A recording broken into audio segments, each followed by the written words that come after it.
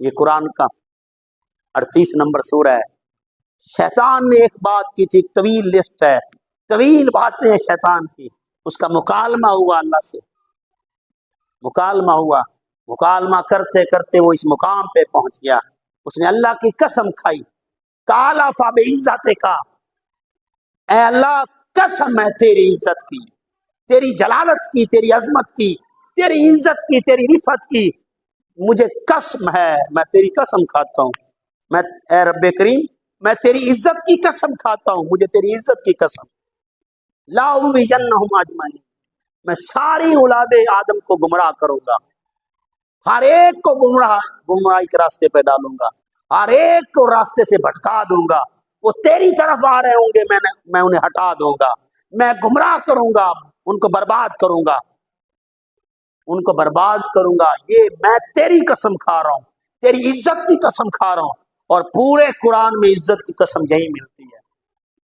کالا فبعزت کا، مجھے تیری عزت کی قسم شیطان کھا رہا ہے، مجھے تیری عزت کی قسم، میں ان کو گمراہ کروں گا، اولاد آدم سے دشمنی رکھوں گا، ان کو بہکاؤں گا، ان کو بھٹکاؤں گا، ان کو تیرے راستے سے دور کروں گا، لیکن ایک بات یہ بھی سمجھا گیا، الا عبادک منہم المخلصین، جو تیرے خالص ہو گئے، جو ہر وقت تیرا ہی تذکرہ کرتے رہتے ہیں، تیری ہی باتیں کرتے رہتے ہیں، اور تیری ہی فکر میں رہتے ہیں، کبھی تجھے تیری یاد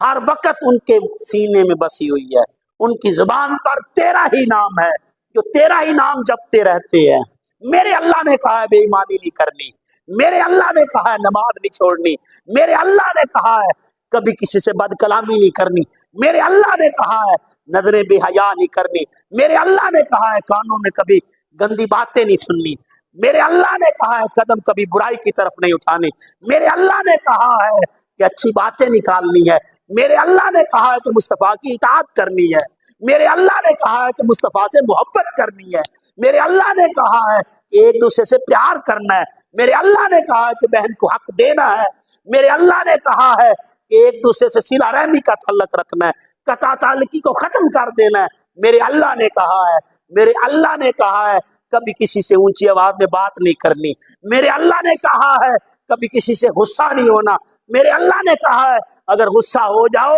تو اس کو معاف کر دینا، میرے اللہ نے کہا ہے، میرے اللہ نے کہا ہے کہ ماں کا احترام کرنا ہے، میرے اللہ نے کہا ہے کہ باپ کی عزت کرنی ہے، میرے اللہ نے کہا ہے کہ ان کا فرمان ماننا ہے،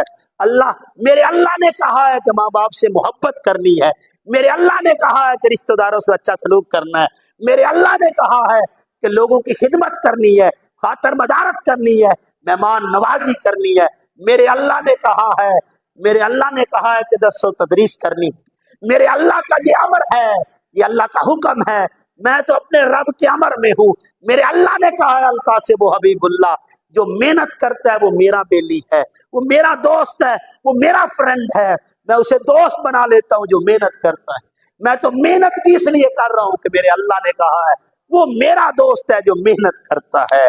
وہ محنت کرنے والا میرا دوست ہے، جو خیرات کرتا ہے وہ میرا ہے، جو خیرات کرتا ہے میں اس کے رزق کو بڑھا دوں گا، اللہ نے کہا ہے، اللہ نے کہا ہے خیرات کرو، میرے نام پہ بانٹا کرو، میرے نام پہ خیرات کرو، یہ میرے اللہ نے کہا ہے، میرے اللہ نے کہا ہے گندی باتیں چھوڑ دو، میرے اللہ نے کہا ہے، میرے اللہ نے کہا ہے فاش دیکھنا بند کر دو، اپنی نگاہوں میں نیکی پیدا کرو، حیا پیدا کرو، میرے اللہ نے کہا ہے آؤ دوستان گرامی قدر ہر عمل کا تعلق اللہ سے جوڑ لو، جب آپ اپنی پورے وجود کے ہر حصے کو اس سے جوڑ لو گے تو یہ سارا وجود اللہ کا تذکرہ کرتا رہے گا، اللہ کی یاد مناتا رہے گا، اللہ نے کہا بے ایمانی نہیں کرنی، اللہ نے کہا ہے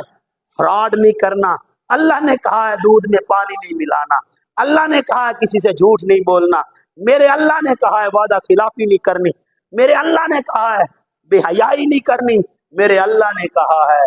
ایک دوسرے سے بے وفائی نہیں کرنی، میرے اللہ نے کہا ہے ایک دوسرے سے محبت کرنی ہے تو میری رضا کی خاطر، میرے اللہ نے کہا ہے ایک دوسرے سے تعاون بھی کرنا ہے تو میری رضا کی خاطر، آؤ دوستان گرامی قدر جب اس طرح آپ اپنے آپ کو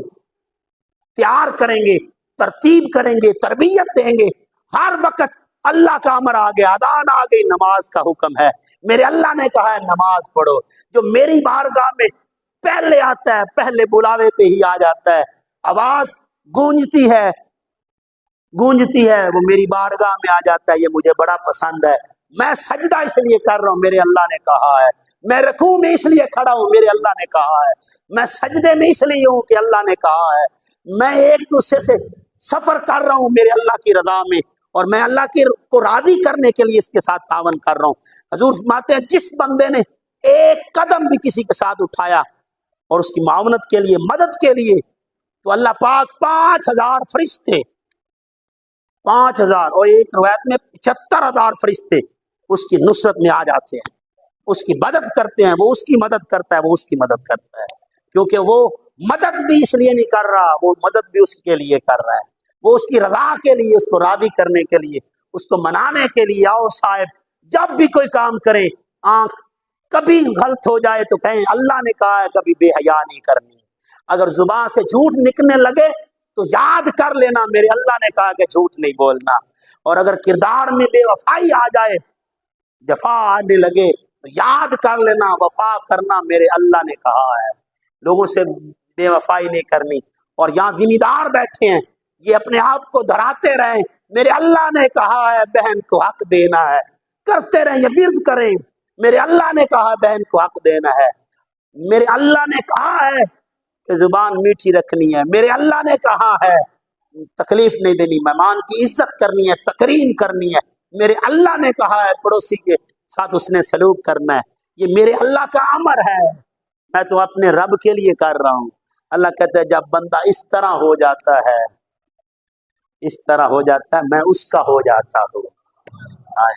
میں اس کے ساتھ ہوتا ہوں جو مجھے یاد کرتا ہے، میں اس کے کاروبار کو چلاتا ہوں، میں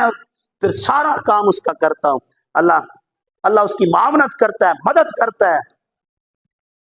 اور اس کے ساتھ ہوتا ہے۔ وانا ماہو اذا دعانی، جب وہ مجھے یاد کرتا ہے میں اس کے ساتھ ہوتا ہوں، اس کی معاونت کرتا ہوں، اس کی مدد کرتا ہوں۔ آؤ دوستان گرامی قدر، یہاں پہ حضرت امام جعفر صادق نے تو بات ہی ختم کر دی کہ اس کو کبھی معصیت ہی نہیں چھیڑ سکتی، وہ کبھی غافل نہیں ہو سکتا، وہ کبھی گنہگار ہی نہیں ہو سکتا جو اپنے رب کو یاد کرتا، جو اپنے رب کو کبھی بھلاتا نہیں۔